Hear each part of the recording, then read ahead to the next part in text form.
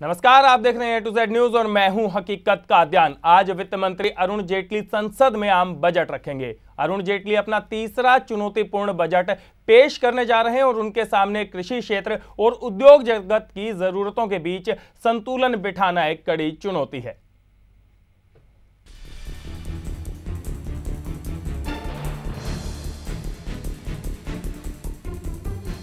आज वित्त मंत्री अरुण जेटली खोलेंगे बजट की पोटली। केंद्रीय वित्त मंत्री अरुण जेटली आज संसद में आम बजट पेश करेंगे। जनता को बजट से काफी उम्मीदें हैं, लेकिन वित्त मंत्री ने पहले ही साफ कर दिया है कि इस बार का बजट लोक लुभावन नहीं होगा। लिहाजा संभव है कि सरकार अर्थव्यवस्था को गति देने के लिए कड़े कदम उठा सकती है। हालांकि लॉन्ग इनकम टैक्स में राहत की उम्मीद जरूर कर रहे हैं। उधर पीएम मोदी ने भी कह दिया है कि उनकी सरकार की ये परीक्षा है। वित्त मंत्री के सामने वैश्विक अर्थव्यवस्था में सुस्ती के बीच सार्वजनिक खर्च के लिए संसाधन जुटाने का बड़ा लक्ष्य होगा। इसके साथ ही कृषि और उद्योग जगत की जरूरतों के बीच संतुलन साधने की कड़ी चुनौती भी। विकास दर बढ़ाने की बात तो जेटली खुद कई बार कह चुके हैं। इनकम टैक्स के मोर्चे पर बजट में शायद टैक्स स्लैब को पहले की तरह ही रखा जा सकता है। वहीं टैक्स छूट में बदलाव की संभावना बनी हुई है। किसानों की बात करें तो देश के बड़े हिस्से में सूखे की वजह से ग्रामीण किसान तबके में जबरदस्त दबाव बना हुआ है। वित्त मंत्री पर इस वजह से सामाजिक योजनाओं में ज्यादा खर्च करने का दबाव है। उधर विनिवेश के लिए नई योजनाओं पर विचार आ सकता है और शेयरों में निवेश को बढ़ावा मिल सकता है। सरकारी बैंकों को सरकार से पूंजी मदद मिलेगी और कर्ज वसूली पर जोर होगा। एक तो डायरेक्ट टैक्सेशन में जो नौकरी पेशा आदमी हैं और जो बिजनेस वाले भी हैं, तो उनका बेसिक टैक्स एग्जम्पशन की लिमिट आई थिंक कुछ ज़रूर बढ़ानी चाहिए वित्त मंत्री साहब को, जिससे कम से कम टैक्स का बोझ कुछ कम हो जाए। तो अगर 50,000 रुपये भी बढ़ते हैं तो टैक्स सेविंग 10% के रेट से भी देखी जाए तो 5,000 रुपये या उससे भी ज़्यादा हो सकती है। सरकार का एक बड़ा खर्च 7वें वेतन आयोग की सिफारिशों पर अमल करना भी होने वाला है। इस मद में सरकार पर 1.02 लाख करोड़ रुपए का बोझ पड़ेगा।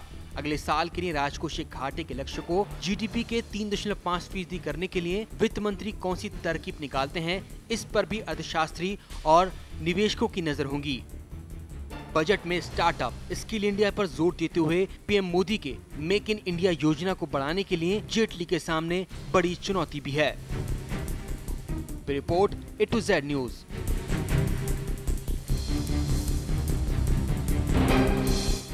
तो वित्त मंत्री अरुण जेटली आज कुछ देर के बाद ही संसद के अंदर अपना आम बजट जो है जेटली की पोटली में क्या कुछ है उसे पेश करने वाले हैं। और इसी बात पर चर्चा के लिए हमारे साथ दो स्टूडियो के अंदर खास मेहमान मौजूद हैं। मांगरीश पाय रायकर जी हैं जो एसोचैम के नेशनल काउंसिल के चेयरमैन हैं, साथ ही राकेश सिंह जी हैं हमारे साथ, ये भी एसोचैम से संबंध रखते हैं और चेयरमैन हैं। मांगरीश जी, सबसे पहले आपसे जानना चाहूंगा, बार बार जो बजट से पहले जो कुछ संकेत दिए गए हैं, प्रधानमंत्री नरेंद्र मोदी की अगर बात की जाए, उन्होंने खुद कहा है कि उनके लिए भी आज परीक्षा का दिन है। सरकार कहती है कि 2022 तक जो सबसे बड़ी जो देश के अंदर समस्या है किसानों की अगर बात की जाए, बेहद दयनीय स्थिति के अंदर फिलहाल किसान पहुंचता जा रहा है, उसकी कमाई को दुगना करने की बात की जा रही है। आखिर क्या कुछ इस बजट से उम्मीदें हैं कि किसानों के लिए क्या कुछ आने वाला है? किसानों के लिए बहुत कुछ कर सकते हैं। हाँ, उम्मीदें तो बहुत सारी है। अभी देखिए सबका रकबा देखिए तो कम होता जा रहा है, लेकिन उसी में अगर उनका प्रोड्यूस जो है वो आगे बढ़ाना है तो मैकेनाइजेशन करना पड़ेगा। और मैकेनाइजेशन करने के लिए फंड्स की ज़रूरत होती है। अभी फंड्स की ज़रूरत कैसे वे पूरे करेंगे, इसका ख्याल जेटली जी को रखना पड़ेगा। और उसी के तहत उनको अपनी जो बजट पेश करेंगे उसमें कुछ तो रियायतें देनी पड़ेगी। मसलन अगर बैंक से वो कुछ सहायता लेता है तो उसकी इंटरेस्ट में कुछ कम करना पड़ेगा, या सरकार की तरफ से उसको कुछ रियायत देनी पड़ेगी। और यही नहीं तो उसकी जो प्रोड्यूस है वो मार्केट पहुंचते पहुंचते उसकी दाम में बहुत कटौती हो जाती है, उसकी दाम के बारे में भी सोचना पड़ेगा। बिल्कुल, बिचौलियों के बारे में भी सोचने की जरूरत है। राकेश जी, फिलहाल की अगर देश के अंदर बात की जाए, एक और जो चीज निकल कर आ रही है, कुछ सूत्र जो है, बाकी जो संकेत हैं, वो ये दिया जा रहा है कि जो भूमिहीन किसान हैं उनको पूर्ण किसान का दर्जा दिया जाएगा। एक भूमिहीन किसान को किसान का दर्जा अगर मिल जाता है तो क्या कुछ फायदा होगा उसे?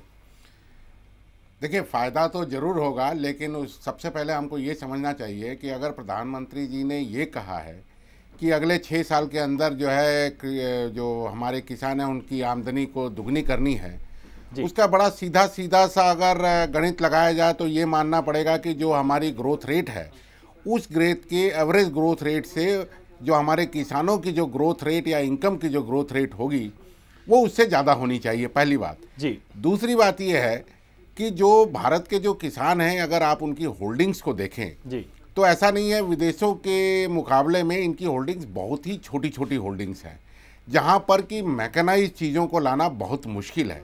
लेकिन 2-3 चीज़ें हमको ध्यान में रखनी होगी। अगर वो ये कह रहे हैं तो जो एग्रीकल्चरल इनपुट्स हैं, जैसे कि खाद का है या दवाइयों का है, कीटनाशक दवाइयों का है, इनकी उत्पादन में जो लागत है उसको हमको कम करना होगा।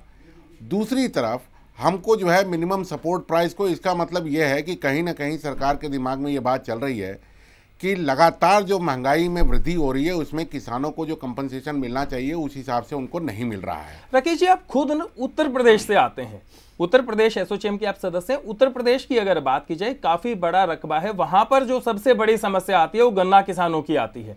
लगातार उनकी पेमेंट नहीं होती, कुछ और चीज होती है। एक तरफ तो पेमेंट नहीं हो पाती, दूसरी तरफ सरकार कहती है उनको इंडिपेंडेंट करेगी।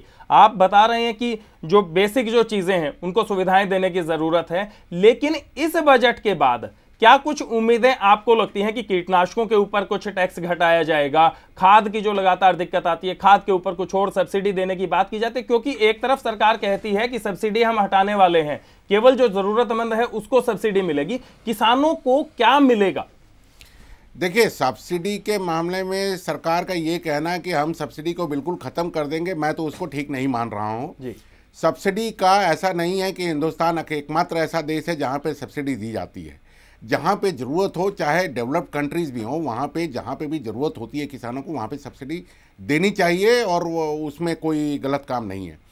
जहाँ तक आप बात कर रहे हैं गन्ने के जो खेती का जो उत्तर प्रदेश में है, उसमें देखिए स्टेट गवर्नमेंट का भी बहुत बड़ा रोल है, क्योंकि जो उन्होंने प्राइस फिक्सिंग की हुई है वो बिल्कुल ही एक तरीके से अनजस्टिफाइड है, क्योंकि जो लागत जो हमारी बैठ रही है वहाँ पे और जिस तरीके से उन्होंने प्राइसिंग की है वो एक पॉलिटिकल फिक्सिंग है।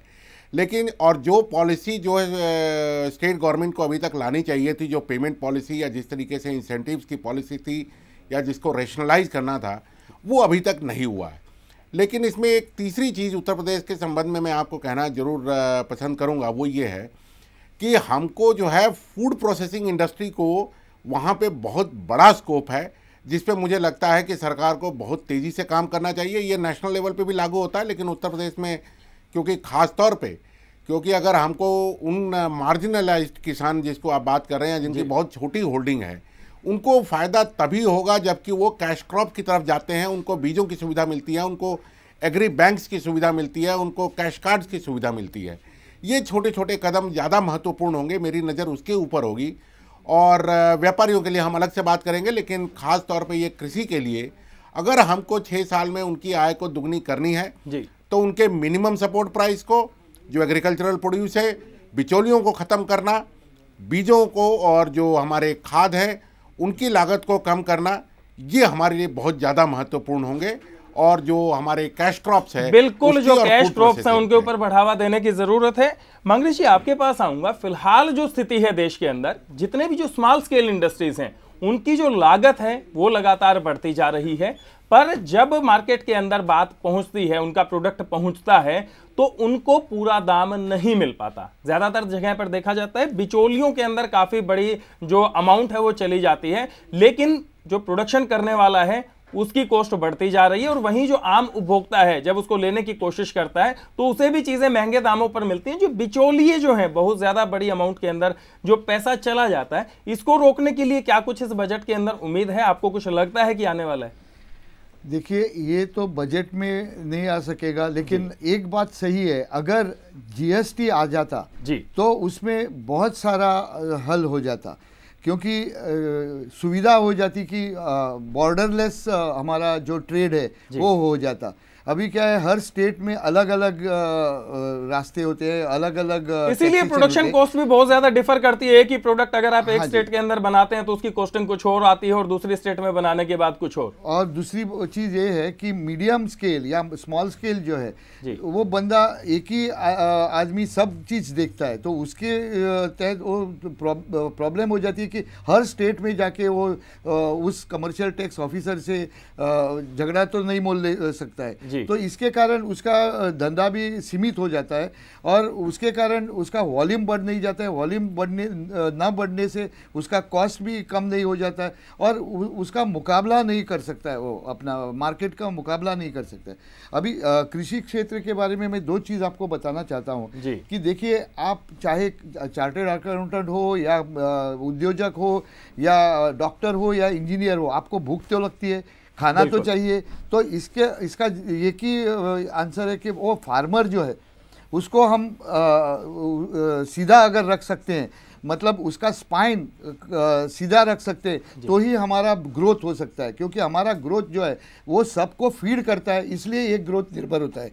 तो ग्रोथ के कारण एग्रीकल्चर को भी बढ़ावा देना बहुत ज़रूरी है और उसका पैसा, आपने अभी जो बात की गन्ने की जो कॉस्ट जो उसको मिल रही है, वो अगर टाइम पे मिल जाती है तो उसका बहुत सारा हल हो सकता है। लेकिन क्या होता है कि उसको पैसे मिलने में बहुत दिक्कत आ जाती है, बहुत टाइम निकल जाता है और उसके कारण क्या हो जाता है कि उसको मार्केट से पैसा लेना पड़ता है और वहीं उसकी डाउनफॉल शुरू हो जाती है। बिल्कुल, हमारी बजट के ऊपर ये चर्चा लगातार जारी रहेगी, पर वक्त हो चला एक छोटे से ब्रेक का। ब्रेक के बाद जल्द लौटते हैं, देखते रहिए A to Z न्यूज़।